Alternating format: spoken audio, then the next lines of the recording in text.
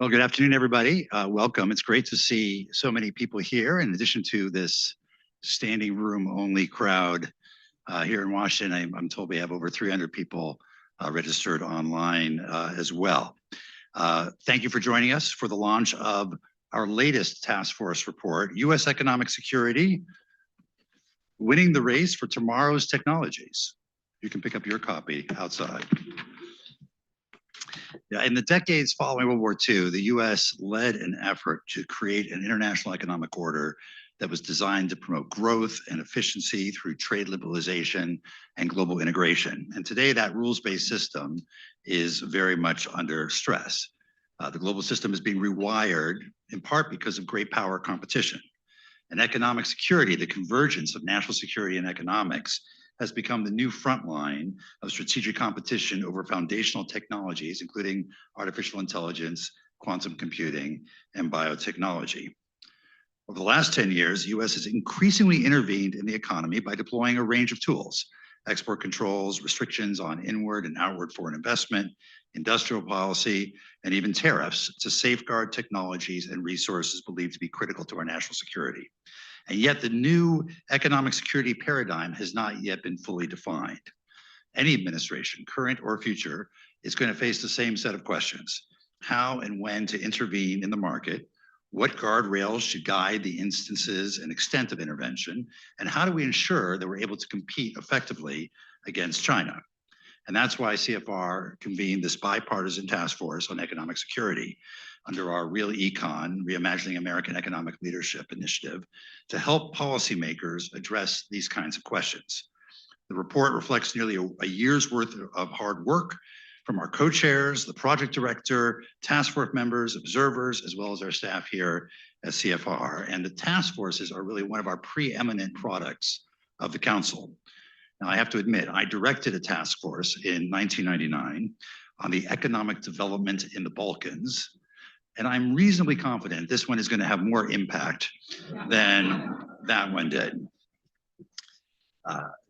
Bringing together this bipartisan group of members from across multiple domains, former government, private sector, academia, think tanks, on such a timely issue is one of the things the council does best. And I want to thank the co-chairs, Gina Raimondo, former Secretary of Commerce, and a distinguished fellow here at the Council on Foreign Relations, Justin Muzinich, former Deputy Secretary of Treasury, and Jim Takelet, CEO and President of Lockheed Martin, both of whom sit on our board of directors. I'd like to thank John Hillman for being he's our senior fellow for geoeconomics, and he directed the task force and held the pen on the report, so any mistakes are his alone. And Anya Schmemann, who helped shepherd this process and has been overseeing task forces successfully for some time. I'd also like to thank the rest of the studies team that worked on this effort, particularly Shelley Seltzer, Kat Viella, and Ishan Thakur. This report reflects a truly whole of CFR effort, bringing together our membership network, our convening power, our digital capabilities, and our in-house expertise. And needless to say, lots of departments of the council played one role in it or another. So it's a privilege for me to turn this over in a minute to Greg Ip from the Wall Street Journal, who's going to have a dialogue with our co-chairs and our project director. But first, let's go to the videotape.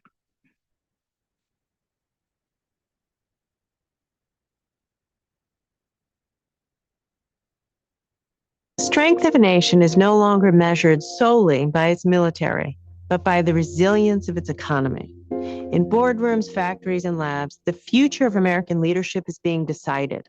Advantages in critical technologies like AI, quantum, and biotech.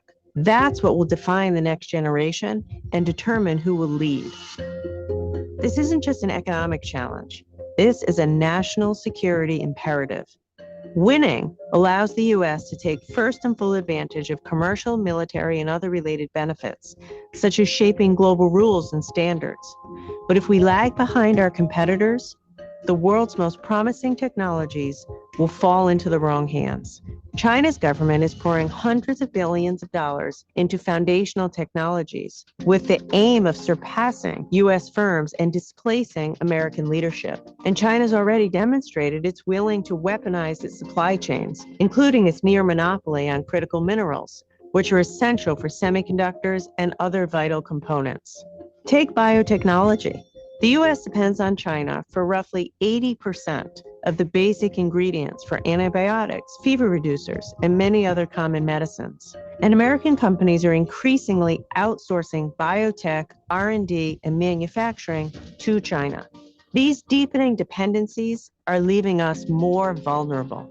Now, while we lead the world in AI investment, quantum and biotech struggle to attract sufficient capital, given high uncertainty and technical risk.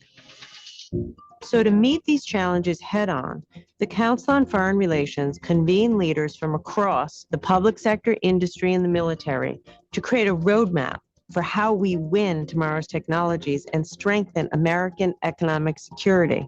Our task force crafted a set of practical recommendations to build more resilient supply chains, mobilize the private investment needed to compete, and upgrade American institutions for today's era of economic warfare.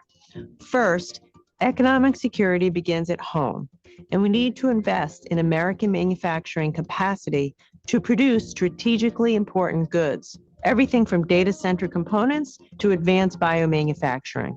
Second, to secure critical minerals, we need to expand the national defense stockpile, accelerate mapping and permitting, and innovate beyond mining by pioneering recovery and substitution technologies.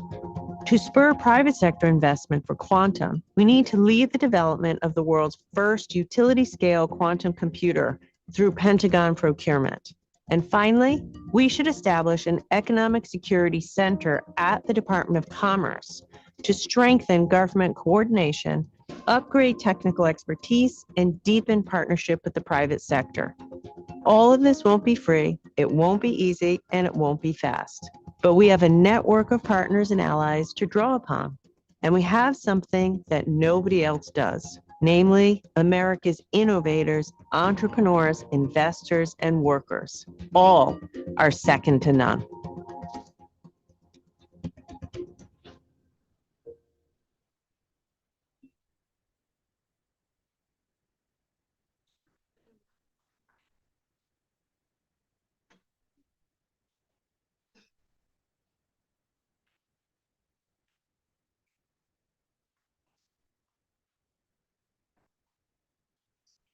Thanks very much for that introduction, Mike, and for the terrific, slickly produced video, which feels like I don't have much left to say, except maybe when's the sequel. But I want to say that it is actually a privilege and an honor to be moderating this event because the evolution of an international economic system is something I've been writing about and thinking about carefully. If you go back to 2016, it feels like economic security is one of the things that barely mattered in discussions of international trade and economics. Today, it feels like it's the only thing that matters. I mean, right now, just in the last few weeks, the headlines of my newspaper and others have been filled with discussion about what do we do about China's control on rare earths? What do we do about our own control of exporting artificial intelligence and related technologies? And the question that I always keep coming back to, well, it's now a given that the so-called rules-based international order is dead, but nobody has a clear vision of what would replace it with. A lot of opinion, but not a lot of fact. And this is why this report, which I have right here, is so good. And I'm not just saying that because I'm moderating this panel, but what I love about this report and the work you guys have done is that this is not just highfalutin concepts. It is so granular. It is so full of just really crisp, interesting ideas. And that's what I want to sort of dig down into today. But to start it off, I'm just going to give you a quick sampling of some of the numbers that jumped out at me, because when I put them all together, it really left me feeling kind of, overwhelmed. And these all have to do with China. So first of all, and I'm quoting from the report, China spends 3 times as much as the United States does at the government level on AI, quantum, and biotech. The United States depends on China for 70% of its rare earths and 99% of heavy rare earths. 80%, 33% for active pharmaceutical ingredients. 80% of US biotech companies have at least one Chinese supplier. We depend entirely on China for arsenic and holmium copper. Just to give you an idea, until I read this report, I'd never even heard the words holmium copper, but I now understand that's actually quite important. And a single Chinese firm is involved in developing 1/4 of the drugs in the United States. So I don't know what your reaction is, but when I put all that together, the first question I have, and I'm going to put it to Eugene to start, is it hopeless? Has China already won? I mean, should we just fold up the tent? It kind of feels that way when I read this. Tell me why it's even worth addressing this, because their head start seems insurmountable. Wow. Okay, well, thanks for the question. Huge thank you to my co-chairs. I would say, and thank you to all the people who did the hard work, John, especially. One reason that you should think it is not hopeless is that this is still a bipartisan issue, as evidenced by the fact that there's 3 of us are up here. Justin, who served in the first Trump administration, obviously I was Secretary for Biden, and Jim, who had service in the military, but is in the private sector. This is why we're going to win. This is why, by the way, we are winning. We're ahead of China in AI. We're ahead in other areas. And we will continue to win because I think in a world of pretty much very few things are bipartisan, this still is. And we found that in doing this report. I certainly found that with the CHIPS Act. The CHIPS Act was passed in a bipartisan manner, is still being implemented. Just the other month, TSMC said they made the Blackwell chip, one of the most sophisticated chips in the world, in Arizona. So the bottom line is, it's a daunting report. And there's no one quick silver bullet. But throughout America's history, when we decide that we care about something and align ourselves entirely, public sector and private sector, in concert with our allies, behind achieving a goal, we're able to get that done. And so that's fundamentally why I am optimistic. And this provides a roadmap. Like, once again, there's no one thing. But one other takeaway here is we can pull forward. China might be investing 4 times as much, but our private sector is incredible. Our capital markets are the deepest and most dynamic in the world. So we're going to do it differently than China and with our democratic allies around the world. But I like our odds. Justin, I want to talk to you about, like, how do we decide exactly how far we go down the road of decoupling or de-risking from China? And what we've seen in the last year is that this administration has tried to establish a new relationship with China, one with higher tariffs and more controls. Is that periodically it gets pushed back because the markets rapidly react, or China exercises its leverage. And I think there's a question overriding all this. In the continuum from decoupling to de-risking to doing nothing, how much pain or cost is it worth the United States bearing to achieve the goals here? How do we know enough decoupling is enough? Sure. I mean, we really have approached this from a national security lens. And I think when you're talking about national security, you've got to be willing to bear some costs. And the sooner you start doing it, the easier. I mean, we've picked 3 industries that are very future-oriented industries.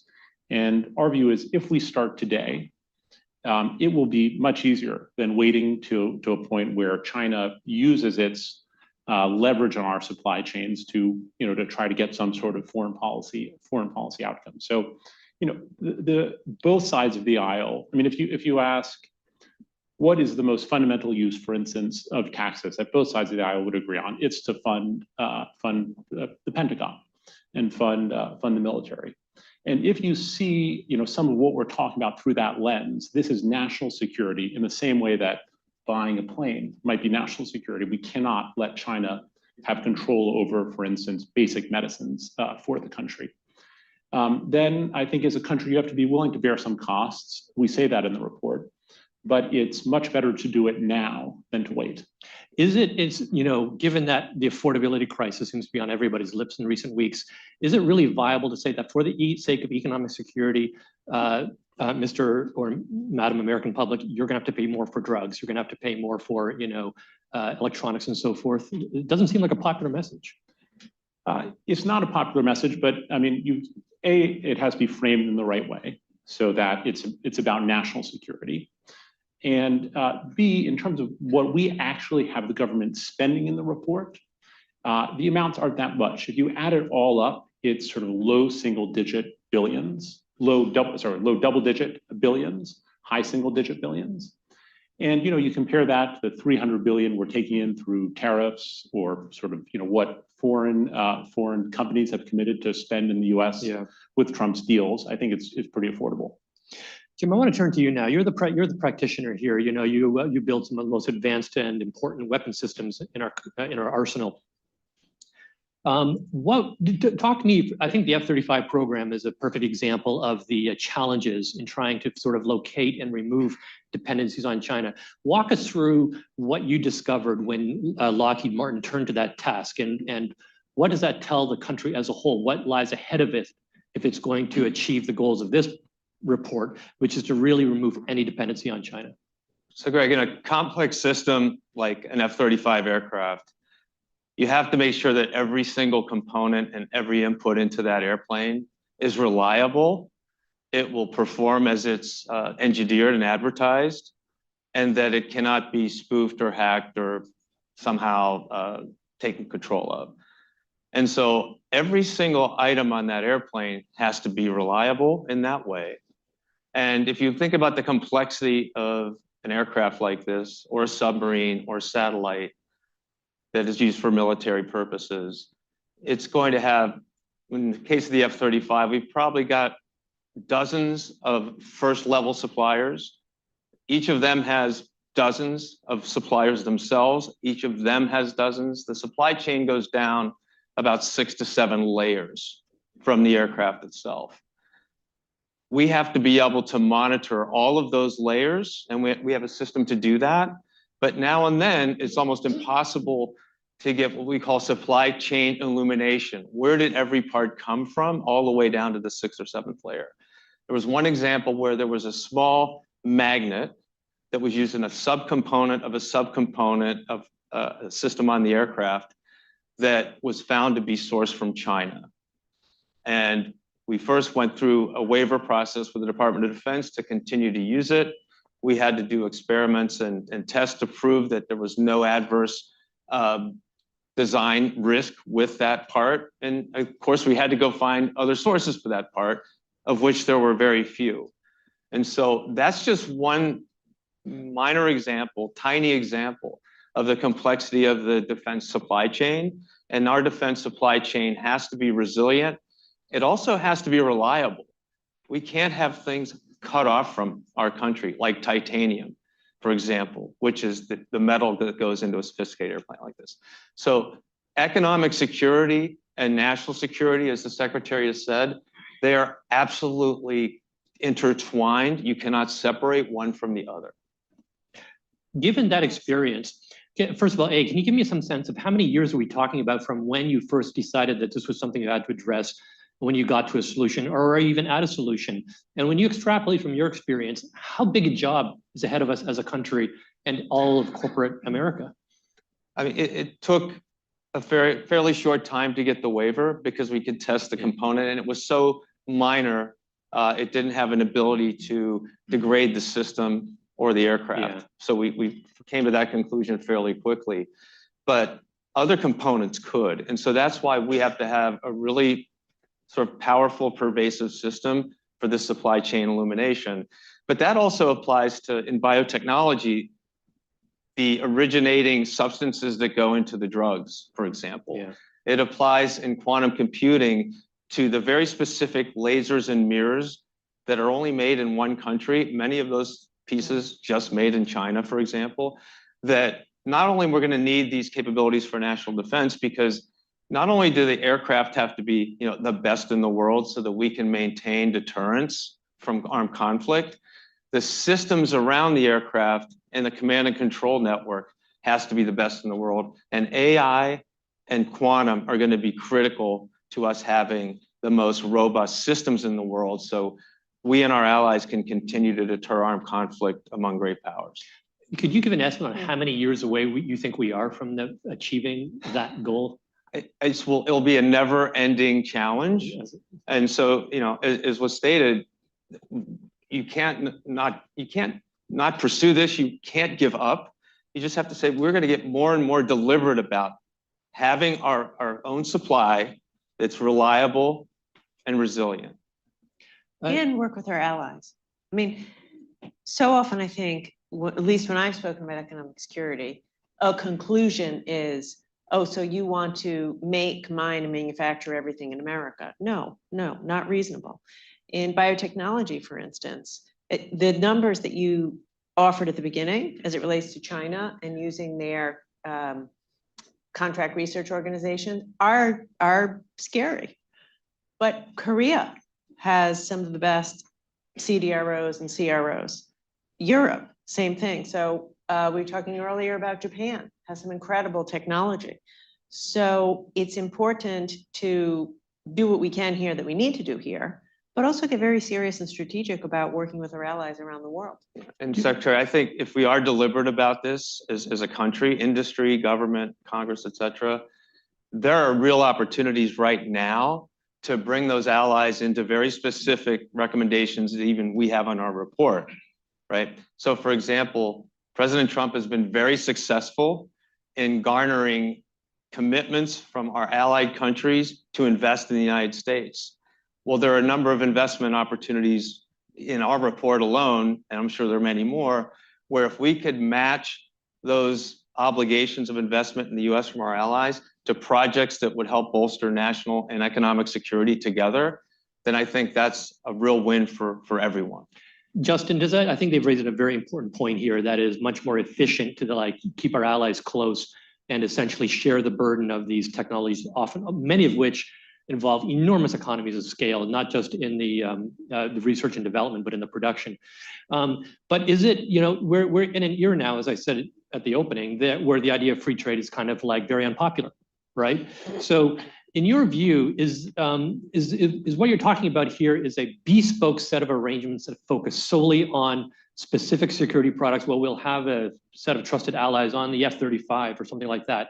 Or is this actually a stepping stone to rethinking trade altogether, that economic security can actually be the building block for an entire set of new trade arrangements built around economic security, unlike the old world where we didn't make that distinction? Sure, we're really focused on the first, which is arrangements that will ensure that we have a national security arrangement that we think is sustainable for the U.S. So we're not, I think, taking steps sort of beyond that. And when you're really focused on national security, I think what comes out at all of us is that as a democracy, we do not want to put ourselves in a position where policy can be dictated to us, where we can be, because authoritarian countries can cut off vital supplies of the country. And if that's sort of a starting point, it forces you to cooperate really just with other democracies that share a basic set of values. So, Gene, I'll ask you this question because obviously you were in the past administration, you were involved in that administration's efforts to build new frameworks, for example, the relations with our Pacific allies. What's your assessment of where we are today? I mean, there's been a lot of tension with our allies as President Trump has tried to completely remake trade. Are we moving backwards or forwards on the path of establishing those new relationships? I think it's what Jim said. It is a daily, relentless effort. And that is how we have to approach it. Whether it is Japan and Korea investing in the United States in these specific areas related to AI, quantum, and biotech, whether it's us relying on, Samsung's CDRO in Korea, these are important things to do. What I do think is this, with respect to critical minerals, there are several countries, this, in Southeast Asia, which are critical mineral rich. Indonesia, the Philippines, others as well, in the global South. They would like nothing more than to have offtake agreements from the United States. Selling 96% of their nickel to China makes them enormously vulnerable. So I do think whatever administration, I think the US needs to step up its game in this effort in a bipartisan way to be much more proactive, reaching out to those allies and countries who themselves want to wean from the risk of China, wean from the dependency on China as their monopoly customer. And I think we have to be more proactive and strategic and have a fulsome approach to go to those countries and structure agreements with our private sector, with the government also, which gets us the minerals we need and helps them reduce their risk as it relates to China. So I think there's more to do. I want to stick with you for a second because the following question I know goes right to something you spend a lot of time thinking about, and this report talks about. Do we actually even know enough about our supply chain here in the United States to take the very basic steps you're talking about here? I mean, when I listen to you, Jim, I mean, when you go 7 layers down, like how many suppliers do we now have at that 7th layer? I mean, we're talking tens of thousands of companies. Right. Do we actually know who all those suppliers are? If the president came to you or you, Justin, one day and said, I've decided that product X and company Y are a threat to the United States, I want all those out of our supply chain. Could you even locate those things? And if not, how do you fix that? How do you create the information infrastructure? You know, just a bit of background, like I covered the financial crisis, right? And when it came to figuring out where the mortgages all were, we just didn't know. It was a nightmare. And this feels like it's the physical analog to that. Yeah, that's interesting. So I came into office in the thick of COVID, and you know, I remember this vividly. There weren't that many people in the Commerce Department, which is a gigantic cavernous building, if anyone's ever been there. And I don't know, maybe it was like a month or two into the job. It was the peak of the supply chain challenges. And I did get that call from the president saying, what the hell is going on with such and such? Because he was getting calls from, as was I, constant phone calls from CEOs of auto companies who couldn't put their cars together for want of a single chip to work the windshield wipers. Put 10,000 people out of work in Kalamazoo. You get the call from the White House on that. Medical device companies can't make pacemakers for want of some component 6 layers deep in the supply chain made in one small operation in Malaysia. So I was overrun with these phone calls at that time from CEOs and from my boss, you know, like, hey, Gov, which is what he called him, Gov, what the hell's going on with this? Why is my phone ringing off the hook? Okay, sir, get back to you. Then I call someone to work for me. What the hell's going on? And they call someone to work for them. What the hell's going on? And what turns out, if you do what I did and walk around to the bowels of the building, there's like 3 guys in a spreadsheet trying to figure out and picking up the phone and calling companies.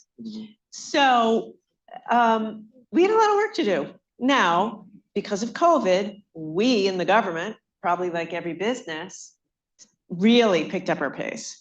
And in fact, one of the things I did, which I'm very proud of, in the Commerce Department, we built a new AI-powered analytics engine to map supply chains so we could be proactive about vulnerabilities. A lot of the stuff is predictable.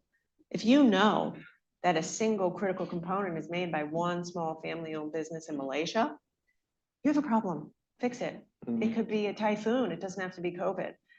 So I would say we are far ahead of where we were as the government, but there's always more to do because it's the nature of the complexity. And this is an area where AI can be our friend to scrape all the data, to be proactive, to see how all the links are together. And Greg, there's good news and not good news on the supply chain illumination issue. So in our industry, by regulation and by practice, every purchase order from company A to company B, where you're buying a product from a company, an identifiable product from an identifiable company, we've got really good supply chain awareness down to that level. Then there's another layer below that, which is a distribution network, right? So these rare earth magnets, they went from Chinese provider, maybe 80,000 in a batch, all over the world to distributors. And then those distributors sold to sub-distributors. And then our supplier, 6 layers down, is going to buy from a sub-distributor. That's really, really, really hard to do, even with AI. But there are ways to figure out where those real pivot points are, where it's a single source, a non-resilient source, a family business, so to speak, potentially, or in a country where they could shut us off at any time. And the model we use at our company for the risk of a tail event happening and what's the cost, what's the value of preventing or minimizing the chance of that tail risk occurring is called anti-fragility. And that's based on a book by Nassim Taleb, who wrote The Black Swan. He also wrote a book about this very topic, which is there is a cost to making systems more resilient, but it pales in comparison at the cost of that event happening, which is what we've been experiencing now and then, especially with the rare earth minerals. But that's what the story you just told is the reason we need government intervention. Because any individual company is incentivized, particularly a public company in the United States today, is incentivized to perhaps minimize the risk of the black swan event in the future to maximize shareholder value and profits today, which is exactly why we're in this mess in the first place. In the mid-'80s, the US was the dominant producer of chemicals in the chip industry. Now we make essentially none. You know, if you dig into this report, I know you're all going to do, because it's riveting, and Justin is going to do autographs later. It isn't just the chips that have to be made in America. It's the substrates and the chemicals and the materials. And that all was in the US. It's all now China, Asia, somewhere, because it was cheaper to do. Chasing profit, the private markets, that's what they did. And so that's why I have no doubt we will beat China, because if we use all the muscle and tools of the federal government to weigh in appropriately and judiciously and in a concerted way, we can achieve what is required.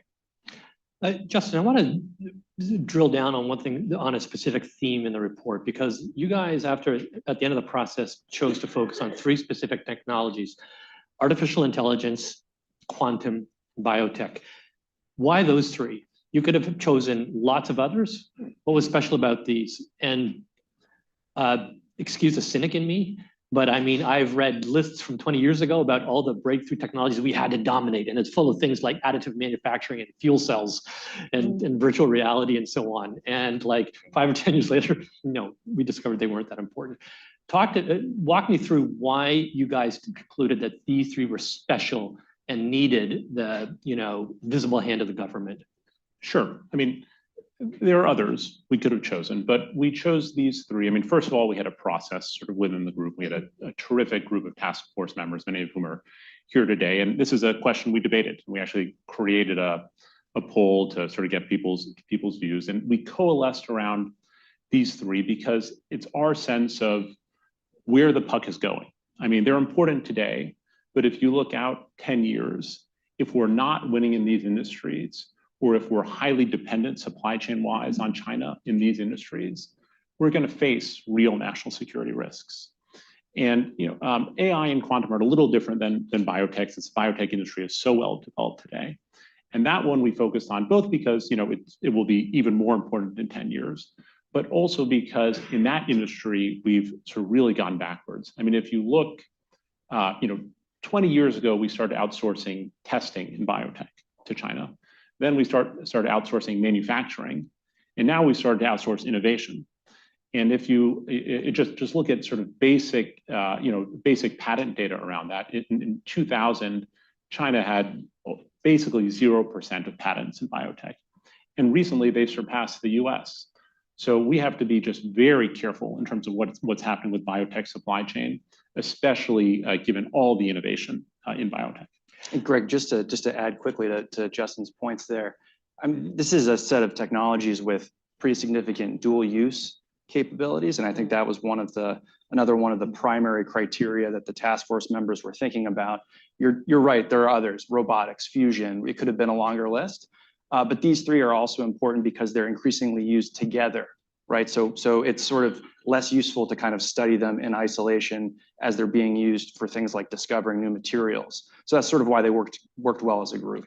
Is it also the case that it was necessary that it be feasible to actually draw perimeters around what we thought was important? And in that is it the case that when you looked at these, you said, this we can do, we can actually identify the choke points, whereas if you had broadened the perimeter, it would become like just too sprawling a task?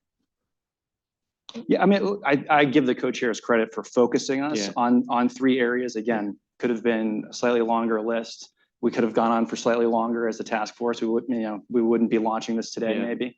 But I think we did have to make some trade-offs too about what our primary focus was. So for example, when we looked at AI, we spent a lot of time looking at specific components for an AI data center.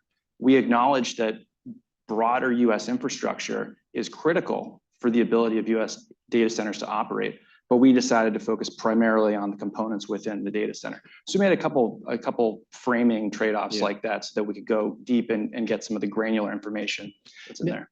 Now, rare earths and critical minerals, you don't carve those out as a separate industry, but clearly they are inputs to many of these industries, and you spend a lot of time talking about those. Based on that, I want you to give me a report card on how we're doing on that front. I mean, one of the more interesting aspects is that if you set aside all the tariffs and other stuff for this administration, there's been a very active agenda in terms of going out and making strategic investments. You know, there was the company in Alaska to help, you know, build a road. There was the Canadian company, I think, Trilogy, MP Materials.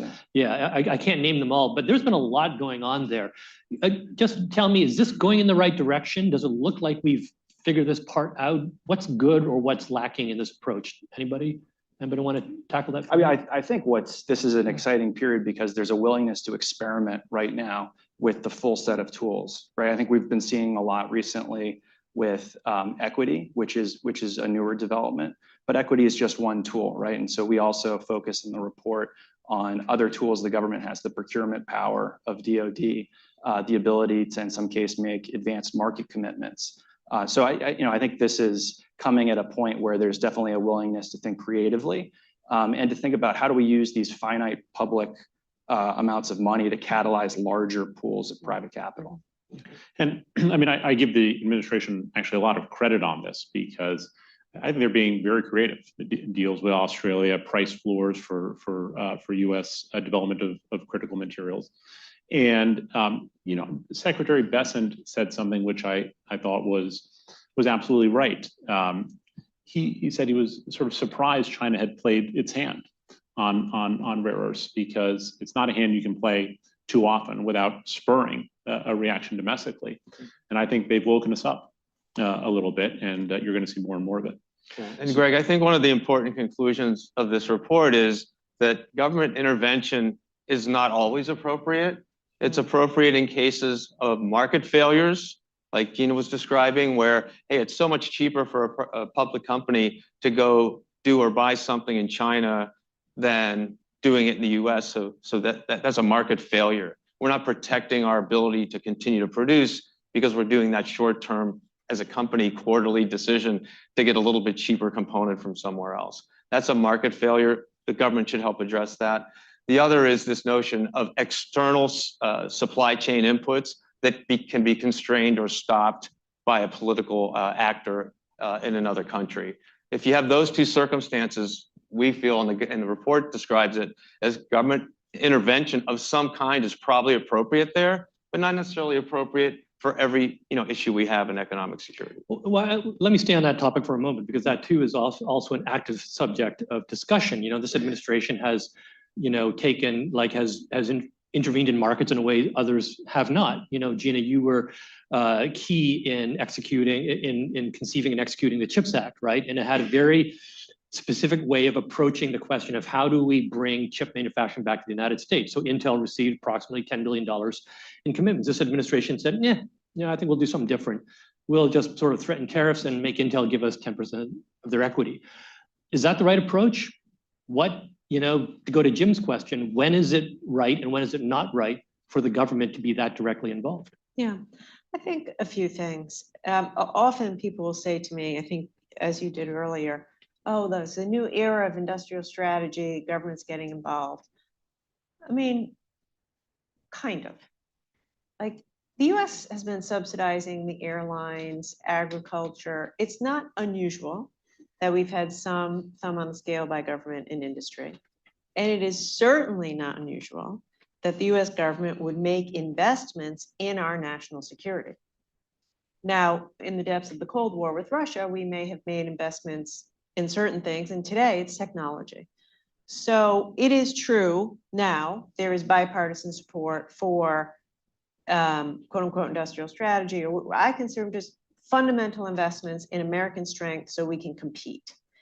And today, the threat is China. It revolves around technology. And so that's where we have to go. You know, obviously, we favored a different approach. You know, I think different approaches work. We favored a different approach. I thought it was important that companies we tranched the money. They received a small amount. They had to meet some milestones, received another amount. I mean, how you go about doing this, there are many ways to get the job done. I think the important points are you have to have a policy, you have to have a strategy. And, you know, I think it's better if you're making these investments pursuant to a strategy versus one-off in individual companies, you know, one-off deals. And as Jim said, as we have all said, the strength is the private sector, right? So for every taxpayer dollar that we used in the CHIPS program, we had $10 of private sector capital. That's a good thing. We put in a little bit of money, private sector came in 10x. If you're going to compete with China, which, as I think Justin said, is investing 400x from the government in biotech, you bet it's the private sector in America that has to make up that. It will be better. It will be more efficient. State-owned enterprises or heavily owned enterprises are not the most efficient, are not the most innovative. That is not the American way. What we want is capital markets, I would say trade, and, you know, a measure of freedom and letting the market work. But we have to make some investments to stimulate that outside investment because the market doesn't price in national security. And that is our job as a government to make sure America is secure and strong and competes. Jim, I have to ask you because obviously Lockheed's name came up in the context of these discussions earlier this year around the time of the Intel purchase. But as you know, is the U.S. government taking a position in large key industries, your own included? Is that a useful way for the United States to achieve the goals that we're talking about here? So I think the approach we should be taking is opening access to the capital markets for defense projects, right? And so in China, they have state control over all three sectors that would be important in this equation. One is the People's Liberation Army, obviously state controlled. Secondly, they have companies like AVIC, it's called, that's their sort of Lockheed Martin, Boeing kind of company. That's also state controlled. And then the Bank of China is state controlled. And so in China, there are ways that the defense investment requirements can be securitized through the army, meaning their entire military, to their industry, to their aerospace and defense industry, through the Bank of China into our capital markets. That's something that is not yet possible in the United States. We are using the P&L and not the balance sheet of the country. The P&L is the defense budget. That's how we fund national defense and the classic characteristic of that. But there's many ways, including taking stakes all the way to just having long-term contracts that I can go securitize through Wall Street. So we want, again, the full gamut of optionality, I think, as a country, so that we can use two of our greatest strengths, which are the technology sector and innovation and the capital markets. That's the way to approach this problem where we may have either market failures or regulatory failures, I'll call them, where the classic ways of doing things between government and industry don't make sense anymore. And that's really ultimately what this whole report is about. It's changing in a positive, controlled, manageable way the relationship between the US government and US and allied industry when it comes to the integration of economic and national security. Thanks very much. Well I mean, said. I have so many more questions I'd like to ask, but I also want the audience to have a chance here. So if you have a question, please raise your hand. We have a couple of mic runners and we'll try and get to as many of you as we can. Okay, let's start with you in the back with the purple tie. Hello, my name is Khalid Azim. I'm with the Atlantic Council. So you spoke about the supply chain in terms of raw material and product. My question is about knowledge capital and talent skills needed within the marketplace to actually build the products and skills going forward. So could you speak to how your strategy or how your report addresses skills shortages, upskilling and training? Thank you. Well, we're probably all smiling and Froman is grinning in the front. This was a subject of much discussion of our task force members. And as is necessary when you're producing a report by committee, you have to make some choices. So we only touched on the talent needs briefly, not because we don't think it's important, but we had to prioritize. And the whole goal here, by the way, and I hope when you read it, you can tell us if we achieved our goal. We wanted this to be like a tool that would be used by cabinet secretaries, assistant secretaries, undersecretaries, almost like a map of specifically what could they do. So we tried to get into the weeds and make it specific. Necessarily, we couldn't cover everything, and workforce is something that we could have gone into greater depth.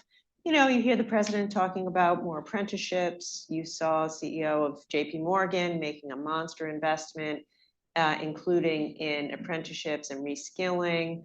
I can tell you from my experience as governor and secretary working with the chips industry, it's a big piece of the puzzle. You know, the average age of a machinist is mid to late 50s. We have a dearth of electricians to put up all these data centers.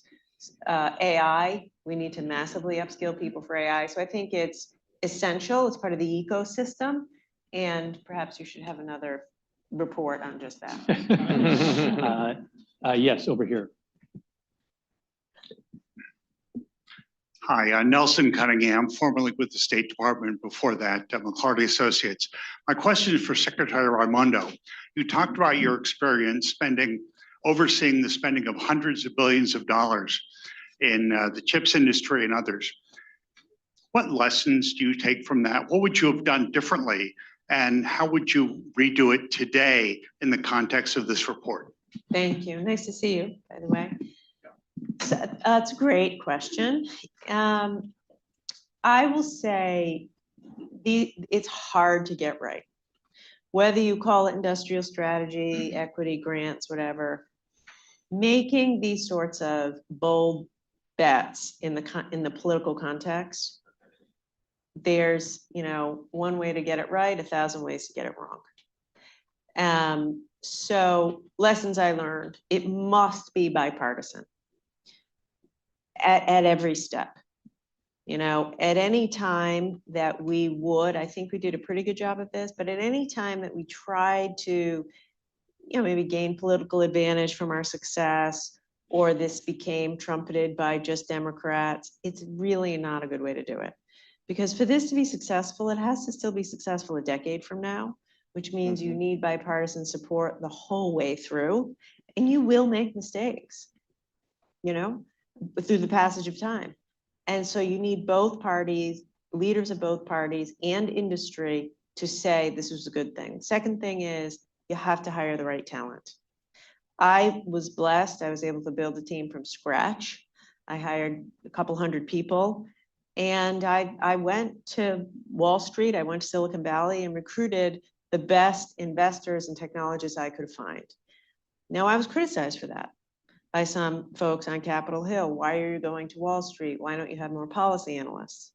And my answer was, because I have an investment job, I want the best investors. But I think, you know, you shouldn't just have policy people, no offense, policy people, but we were investing $50 billion and across the table, you know, from pretty tough negotiators. The other thing, huge lesson learned, it wasn't about our return on investment. We were not trying to make money. We were using our money to secure and to buy, if you will, a national security result. And I would say, don't fall into the trap of saying, we're going to do this to make money for the government. There's plenty of ways to make money for the government. That's not what this is about. That's not what our recommendations are about. National security is not for sale. It's not going to be compromised. And these aren't investments to make a return because you don't want to lose your money. You want to achieve and buy a national security outcome. And so we set forth goals in the beginning. 20% of leading edge chips made in America by such and such a date, memory, scale, yada, yada. And I always tried to, sometimes successfully, sometimes not, drive the team and the narrative to say, you're not here to make X% return, you're here to hit those 5 goals and have broad bipartisan buy-in and in the private sector to those national security goals. Let's go to a question from the folks watching online. We'll take the next question from Jennifer Fonstead.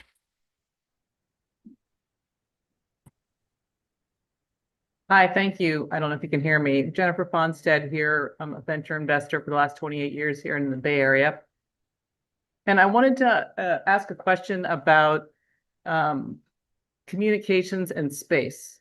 Since we're talking about national security, I'm curious why that wasn't really addressed, even as an enabler in some of the key issues that you're trying to achieve around rare earth minerals and a number of other categories. So curious your thoughts there. Thank you.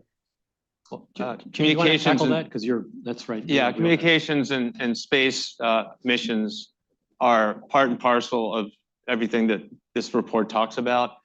They are going to require the same capabilities as the rest of the technical economy. So it is definitely a priority for us. And just to narrow down on one specific area, quantum communications is much more cyber secure.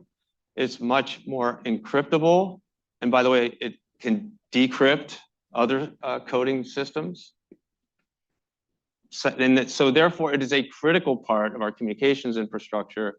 China has already rolled out quantum communications at a national scale level in their country, not just on the defense and government side, but also on the actual, population's communications systems. It's coming into play.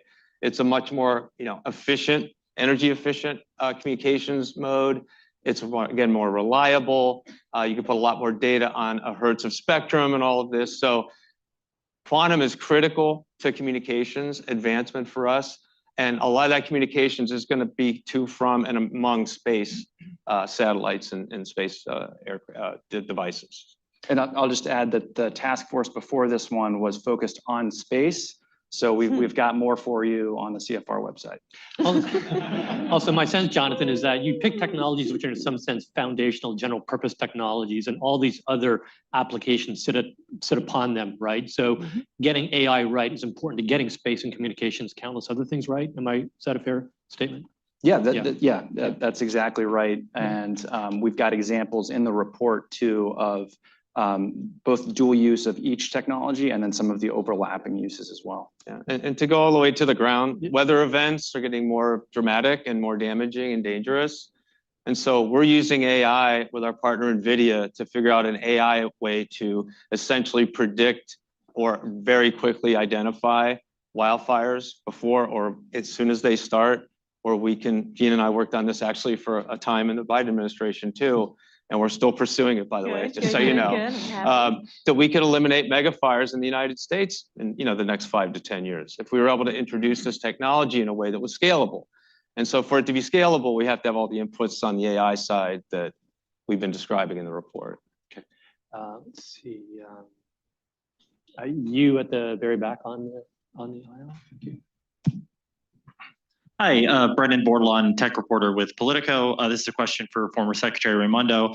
This report's obviously ultimately about boosting the U.S. government's ability to support high-tech, sort of dominate these high-tech industries. CHIPS Act was kind of the first bite at that. And Madam Secretary, one of the things you guys did was a $7.4 billion R&D framework. It's called NatCast, running the National Semiconductor Technology Center, sort of to funnel government investments into semiconductor projects. That whole thing has been blown up by the Trump administration. The Commerce Department, Secretary Lutnick actually called it a semiconductor slush fund, that was meant to line the pockets for Biden loyalists. They're sort of starting from scratch now. I mean, as far as we can tell, it looks like the Commerce Department wants to directly funnel funds to a wide range of projects, maybe beyond semiconductors into AI. Quantum might be particularly salient there.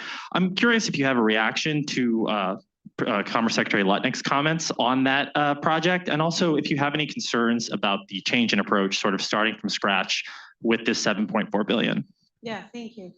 So look, we spent a huge amount of time, but what this is referring to, the CHIPS Act, what gets all of the attention is the money we gave to companies, which was 39 billion of a $52 billion appropriation.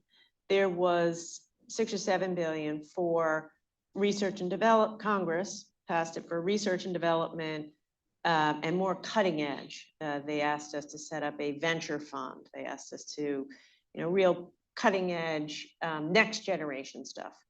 So that's what we did. I'm very proud of what we built. I obviously disagree with the approach that's being taken now, but hopefully they'll be successful. What we did is we set up a network similar to what we've been talking about here to work with startup companies, private sector investors, some of the best universities in this country to try to, once again, I believe in leaning into America's strengths, our great research universities. We wanted to draw forward more venture capital. Very precious little venture capital in the US today goes into hardware. It's all gone into SaaS and software because it's cheaper and easier to make money. So I'm proud of the approach we did. I think it's unfortunate to unwind it because we don't have time, right? This is a red hot problem. But that being said, I hope it's successful because the US needs it to be successful. Yes, woman there with the gray sort of, yeah. Hi, my name is Carmen Dominguez. I'm a former senior AI advisor at the White House. My question is to Secretary Raimondo, but also open to, thoughts from the rest of the panel as well.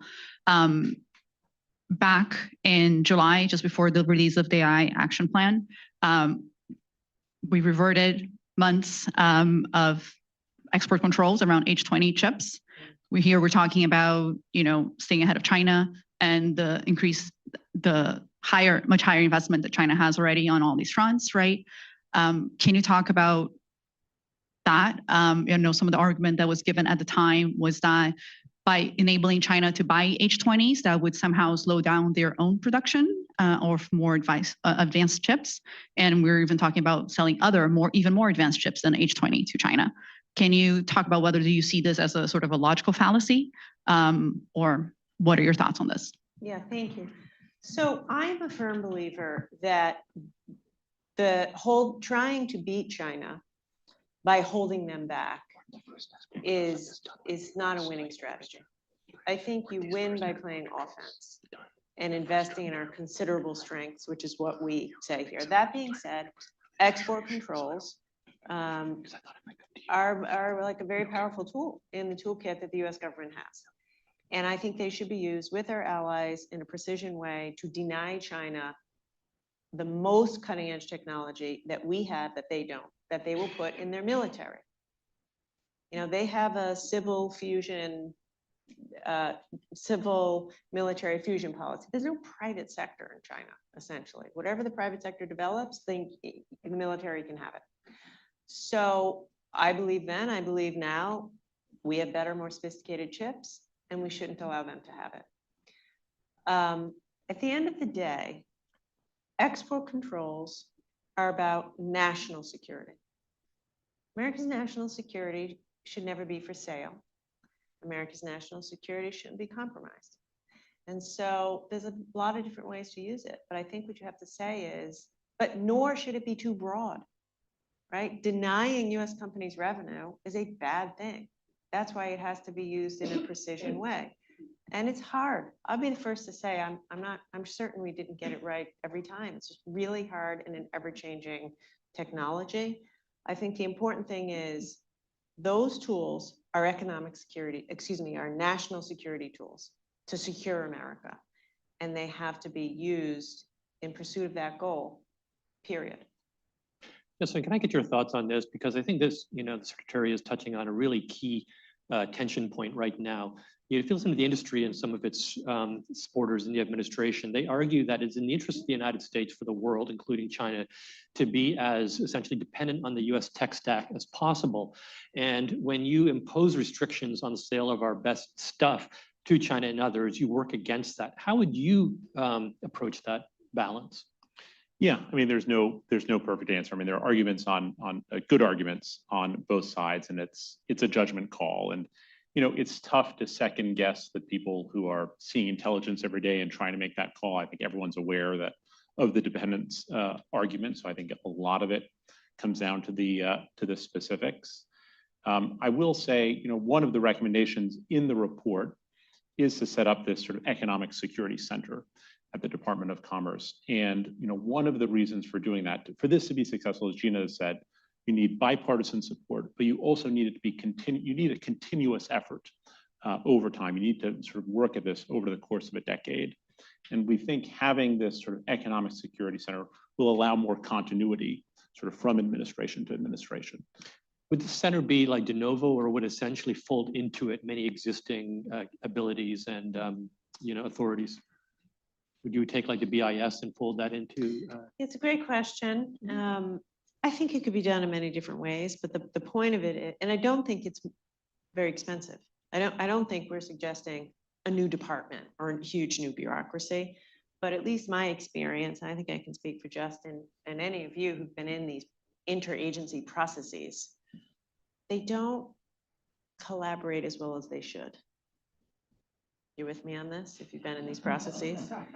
And in this area in particular, with export controls, with CFIUS, a lot of these tools were invented in the 50s and 60s for different Cold War era. They have to be modernized. And we have to just kind of stitch them together in a more coherent way. So for instance, CFIUS, which Justin ran and knows a lot more about, and Brett know, like it's in the purview of Treasury, that could be used in concert with export controls to achieve the same goal, right? Like we could make it easier for our allies, Japan, Korea, to have a quick way, easier way to invest in the United States in quantum, for example. And at the same time, use our export controls to slow down China. That doesn't happen so much now because it's very siloed. So the concept would, and also technological know-how needs to be integrated more into the government. So our concept was not a huge bureaucracy, more of a coordination function. Would it be a little bit like the national security agents, the NSA, where you essentially like departments seconded, taught people to this agency? And so you had that kind of existing knowledge base working together, and then they would basically report up to their respective principals after a collaborative process. Is that what you had in mind? I think so. I think that's a good analogy. That's an excellent analogy from which to build.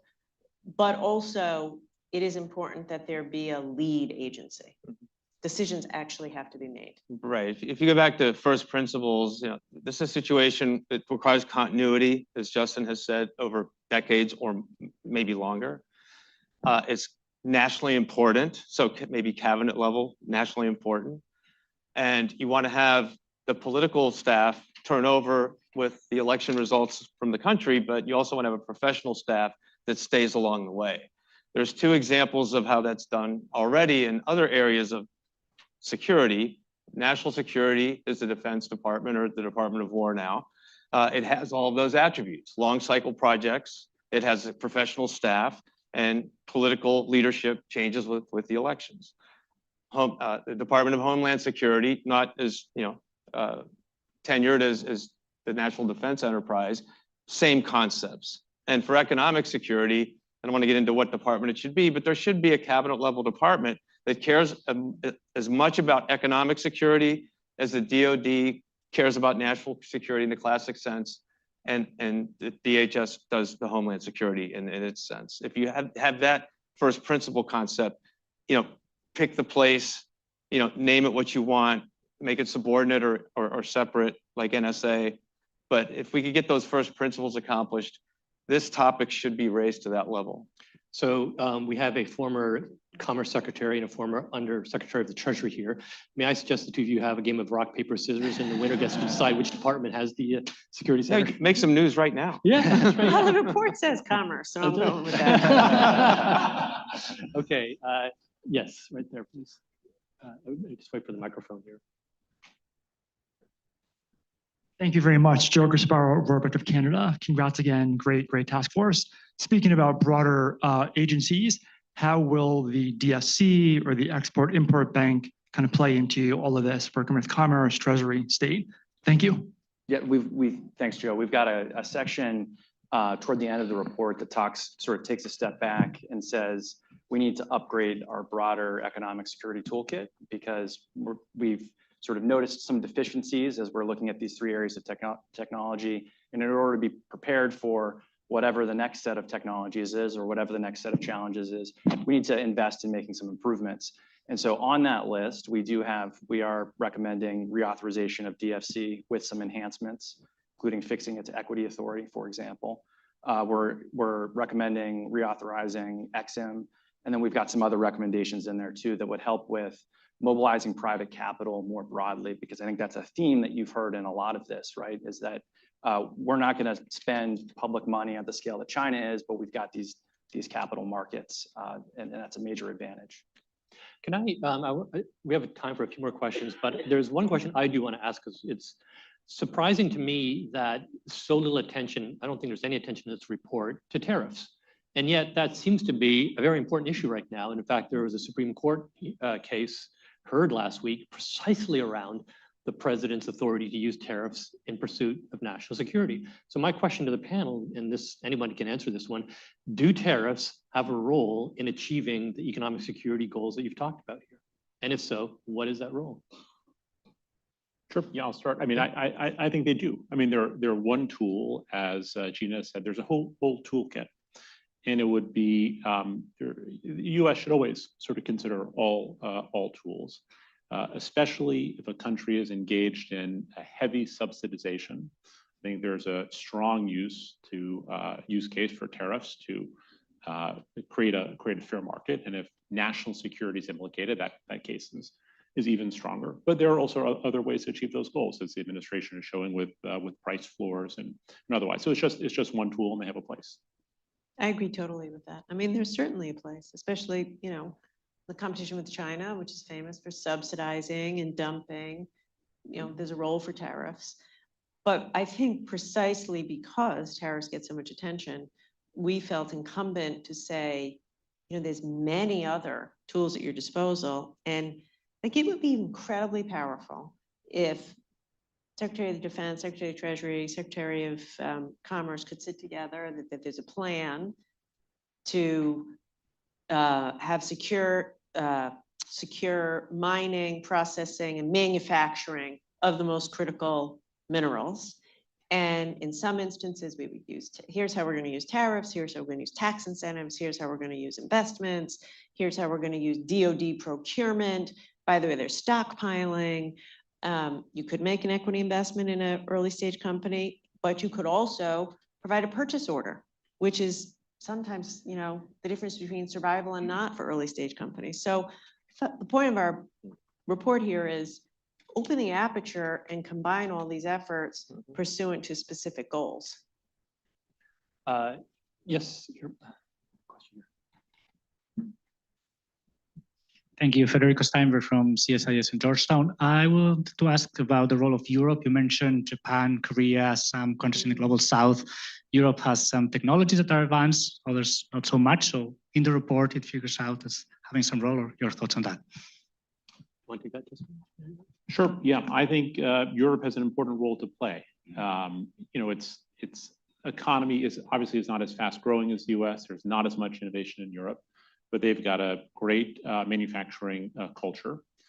And most importantly, they share basic values with the US when you zoom out. Obviously, there are disagreements over the size of government, but you zoom way out, and we share a belief in democracy and freedom.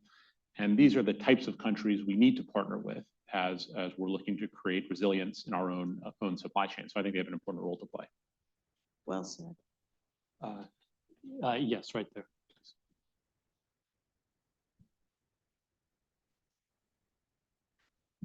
Hi, thank you. Manish Walther-Puri, TPO Group.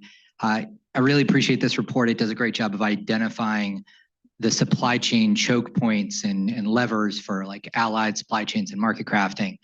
There is one thing, you call it a race, and I think actually what you've been talking about, it's more like a decathlon.